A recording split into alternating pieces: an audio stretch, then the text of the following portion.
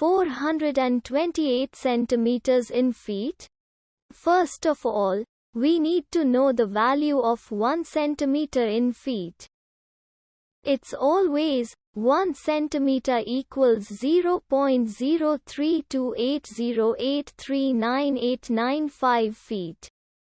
Now we have to multiply 0.03280839895 by 428. Therefore, 428 centimeters times 0.03280839895 feet equals 14.0419947506 feet.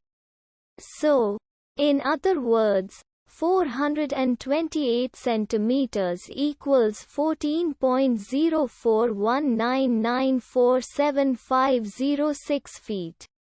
We hope you have enjoyed this video. Please like and subscribe to our channel for more videos like this.